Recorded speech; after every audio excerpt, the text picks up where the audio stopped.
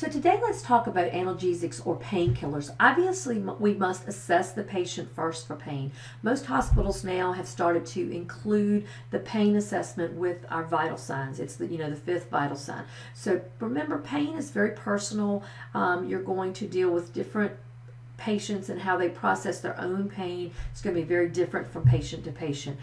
Pain management can be done with a variety of things, from things as simple as just comfort measures to distraction activities, all the way to analgesics. And so that's what we'll talk about today, is the analgesic therapy, drug therapy for pain. Let's look at the non-opiates first. These are the drugs that are used for minimal to moderate pain, things like headache, sore muscles, toothache, those types of pain things. These drugs are usually over the counter, so acetaminophen, Tylenol, and your NSAIDs, Motrin, ibuprofen. Generally, we consider these meds relatively safe for use. After all, they're over the counter, right? However, they still must not be abused, and I'm not talking abuse as in addictive abuse, but I mean abuse as in the person taking more than the recommended daily dose of the medication.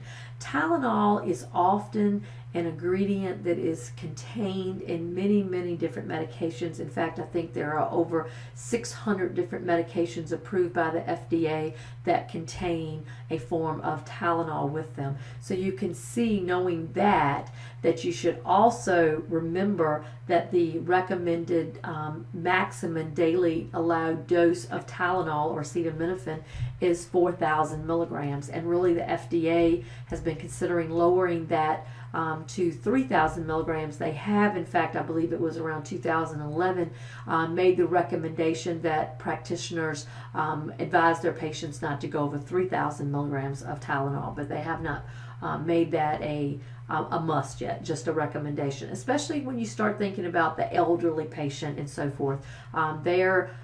They should be on less medication because of the way their bodies metabolize the medications out. So onward, let me move on. With patients that are taking multiple medications, you have to remember we have to add up all of the acetaminophen that they're taking. And yes, it is really that important. And why is it that important? And it's because high doses of acetaminophen will cause damage to the liver. So you need to educate your patients and press upon them the danger of not knowing what is in all their over-the-counters, and they may think that they're safe, and so they need to be looking at those, especially cold medicines and things like that, that generally contain acetaminophen along with the other ingredients that are there. All right, so on to NSAIDs, our non-steroidal anti-inflammatory drugs. These are also over-the-counter drugs. They have anti-inflammatory, it's in the name. They have analgesic effect, and they also have antipyretic properties. Tylenol also is an antipyretic, meaning we give it to treat fever. We also can give our NSAIDs, our Motrin and ibuprofen, for that reason as well. So we have ibuprofen, mostly Motrin, Advil, so forth. And then we have naproxen, which is your Aleve and your naproxen. That also falls into this category. You can give these medications along with Tylenol, so with the acetaminophen, without increasing that risk of the liver toxicity. So if you have a child and you've given the maximum amount of Tylenol that you can give, it's going to be 3 hours before you can give another dose of Tylenol. You can go ahead and give them a dose of Motrin, which is another type of antipyretic, to try to get that temperature down. Most of these drugs are given PO, with the exception Tylenol is also available suppository form to be given per rectum. All right, so let's finish by talking about the opioids as far as analgesics. They are very, very strong analgesics. They are for the treatment of very high, moderate to severe pain levels. They act on the central nervous system, and because you know this, you will be monitoring for CNS depression. So think about that it slows down things, depression, it is slowing down the central nervous system. So we are looking for decreased heart rate, decreased respiratory effort, euphoric state, disorientation, also GI signs and symptoms like constipation. We've slowed the GI system down. It is worth mentioning that with this class of drugs being among the most risk of abuse, that most cases of opiate death is from overdose, is from respiratory depression. These drugs are given PO, they're given transdermal, they can be given IV, IM, depending on which drug you're actually using in the category. So a few of the popular ones. First one, codeine. Codeine is a respiratory suppressant, often given as a cough suppressant in prescription cough medications. It is also often given as an analgesic. Tylenol number 3, that would be Tylenol with codeine. That's an example there of a medication with acetaminophen that contains something else as well. It's a mixture there.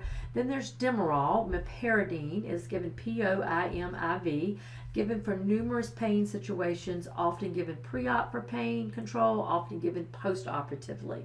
Then we move on to fentanyl. Fentanyl or Duragesic, often used as a transdermal patch as a sustained release for severe pain control. Our chronic pain persons, also our cancer-related pain control, we can use it for that.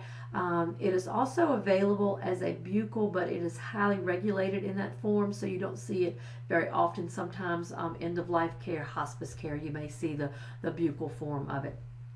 Worth mentioning here that, or side note I should say, that I was at the Board of Nursing a couple of years ago with a group of students, and there was a nurse there that had been removing patches and chewing them to gain a high. Needless to say, he lost his license, and not to mention the host of other issues that he obviously has. Methadone, another drug. Methadone is another opiate, and it is most often used as just a safer drug form for persons that are addicted or using heroin. It is also used for severe pain for some cancer patients, especially cancer patients that are having trouble tolerating some of the other medications. It's given in PO form, IM, IV, subcutaneous. And then let's move on to morphine sulfate. Morphine sulfate is the #1 moderate to severe pain analgesic. Comes in many forms, has many names, but it is all morphine, all of it. It is available PO, IV, buccal drops, subcutaneously, IM, lots of different forms of this drug. Roxanol is a form of morphine. Then we have Contin, we have Avenza. Those two are continuous release forms of the PO form of morphine. And then maybe a name that you're a little more familiar with, oxycodone. That one we hear in the news quite often. Oxycodone or OxyContin.